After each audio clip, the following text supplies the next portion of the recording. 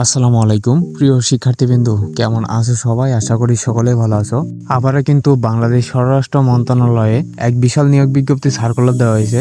এখানে তোমরা সর্বনিম্ন এসএসসি পাশে সকল জেলা থেকে ছেলে এবং মেয়ে উভয় কিন্তু আবেদন করতে পারবে। তো বাংলাদেশ স্বরাষ্ট্র মন্ত্রণালয়ে অনলাইনে আবেদন করতে তোমাদের কি কি শিক্ষাগত যোগ্যতা লাগবে, মাঠে কোন কোন কাগজপত্র নিয়ে যেতে হবে এবং অনলাইনে আবেদন কবে থেকে শুরু হবে এবং কবে শেষ হবে তা সবগুলোই বিস্তারিতভাবে বলা হবে এই ভিডিওতে। তাই ভিডিওটি না টেনে অবশ্যই শেষ পর্যন্ত দেখবা। তোমরা জানো জব এক্সপো চ্যানেলে নিত্য নতুন সরকারি চাকরি নিয়োগের ভিডিও দেওয়া হয়, তাই তোমরা যারা সরকারি চাকরি করতে আগ্রহী তারা অবশ্যই জব এক্সপো চ্যানেলটি সাবস্ক্রাইব করে রাখবা। তো চলো বেশি কথা না বলে ভিডিওটি শুরু করা যাক। এখানে দেখতে পাচ্ছ তোমরা সর্বমোট 4টি পদে আবেদন করতে পারবা। তার মধ্যে 1 নম্বর পদ হচ্ছে 60 মুদ্রাক্ষরিক কাম কম্পিউটার অপারেটর। বেতন নির্ধারণ করা হয়েছে 11,000 থেকে 26,590 টাকা।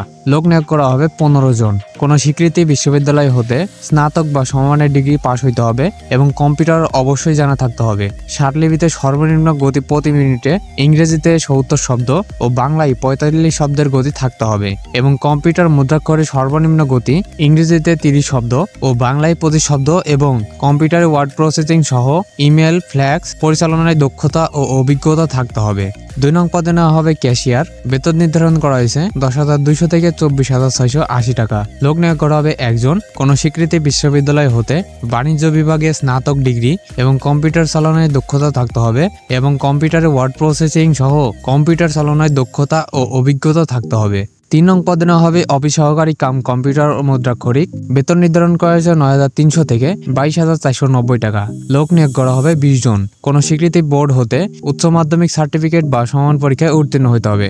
অর্থাৎ তোমরা এই পদে আবেদন করতে হলে সর্বনিম্ন এইচএসসি পাস হইতে হবে এবং কম্পিউটার অবশ্যই জানতে হবে। কম্পিউটারের মুদ্রাক্ষরে সর্বনিম্ন গতি প্রতি মিনিটে ইংরেজি 20 শব্দ ও বাংলায় 20 শব্দের গতি থাকতে হবে এবং কম্পিউটার ওয়ার্ড প্রসেসিং সহ ইমেল ফ্ল্যাক্স পরিচালনায় দক্ষতা ও অভিজ্ঞতা থাকতে হবে এবং 4 নং পদে নেওয়া হবে অফিস সহায়ক। বেতন নির্ধারণ করা হয়েছে 8,250 থেকে 20,010 টাকা। এই পদে লোক নিয়োগ করা হবে 49 জন। কোন স্বীকৃতি বোর্ড হতে মাধ্যমিক স্কুল সার্টিফিকেট বা সমান পরীক্ষায় উত্তীর্ণ হতে হবে। অর্থাৎ তোমরা সর্বনিম্ন এসএসসি পাশেই কিন্তু এই পদে আবেদন করতে পারবে। 1/10/2025 তারিখ হিসাবে যাদের বয়স 18 থেকে 32 বছরের মধ্যে হবে তারাই কিন্তু এই সমস্ত পদে আবেদন করতে পারবে। তো বাংলাদেশ স্বরাষ্ট্র মন্ত্রণালয়ে অনলাইনে আবেদন করতে হলে তোমাদেরকে অবশ্যই 300x300 পিক্সেলের একটি ছবি এবং 300x80 পিক্সেলের একটি স্বাক্ষর তৈরি করতে হবে এবং সেই ছবিটির সাইজ অবশ্যই 100 কেবির মধ্যে হইতে হবে। তো চলো দেখে আসি বাংলাদেশ স্বরাষ্ট্র মন্ত্রণালয়ে অনলাইনে আবেদন কবে থেকে শুরু হবে এবং অনলাইনে আবেদন কবে শেষ হবে। এখানে দেখতে পাচ্ছ 3/11/2025 তারিখে এটা অনলাইনে আবেদন শুরু হবে এবং অনলাইন আবেদন শেষ হবে 23/11/2025 তারিখ। তো মধ্যে তোমরা অনেক দিন সময় পাবা। তোমরা যারা অনলাইনে আবেদন করতে চাও এখানে যে লিঙ্কটি দেখতে পাচ্ছ এই লিঙ্কে তোমাদেরকে ভিজিট করতে হবে। তোমাদের সুবিধার্থে আমি ডিসক্রিপশন বক্সে এই লিঙ্কটি দিয়ে রাখবো। তোমরা ডাইরেক্টলি ক্লিক করে কিন্তু এই ওয়েবসাইটে চলে আসতে পারবা। তো চলো দেখেছি তোমাদের এখানে কোন কোন পদে আবেদন করতে তোমাদের সর্বমোট কত টাকা খরচ হবে।